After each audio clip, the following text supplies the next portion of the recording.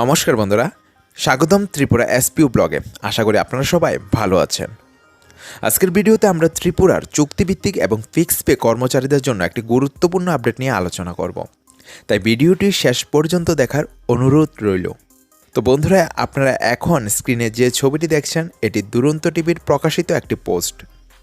এই পোস্টে দাবি করা হয়েছে যে রাজ্যের বিভিন্ন সরকারি দপ্তরে কর্মরত চুক্তিভিত্তিক এবং ফিক্স পে কর্মচারীদের চাকরি নিয়মিতকরণের বিষয়টি নিয়ে মহাকরণে একটি বিশেষ স্ক্রুটিনি কমিটি গঠন করা হয়েছে।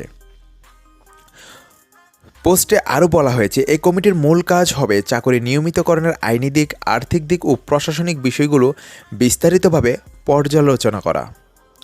এছাড়াও ত্রিপুরা হাইকোর্টের সাম্প্রতিক কিছু নির্দেশনা ও পর্যবেক্ষণকে সামনে রেখেই এই কমিটি তাদের খসড়া রিপোর্ট প্রস্তুত করছে বলে উল্লেখ করা হয়েছে।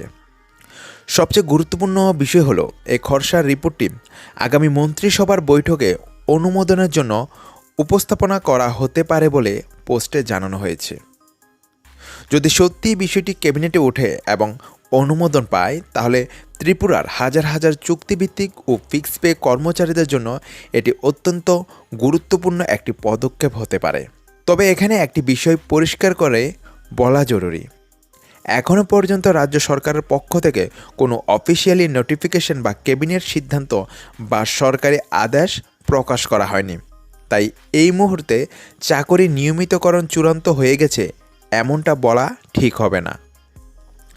আমরা শুধু প্রকাশিত তথ্যের ভিত্তিতে আপনাদের সামনে এই আপডেট তুলে ধরছি। সরকারিভাবে নতুন কোনো সিদ্ধান্ত, নোটিফিকেশন বা ক্যাবিনেট অনুমোদনের খবর প্রকাশিত হলে ত্রিপুরা এসপি ব্লগের মাধ্যমে সবার আগে আপনাদের কাছে সেই তথ্য পৌঁছে দেওয়ার চেষ্টা করব। ভিডিওটি যদি আপনাদের ভালো লেগে থাকে তাহলে অবশ্যই একটি করে লাইক দিন, বন্ধুদের সঙ্গে শেয়ার করুন এবং আমাদের চ্যানেলটি সাবস্ক্রাইব করে পাশে থাকা বেল আইকনটি অন করে রাখবেন। সবাই ভালো থাকবেন, সুস্থ থাকবেন। ধন্যবাদ। জয় হিন্দ, জয় ভারত।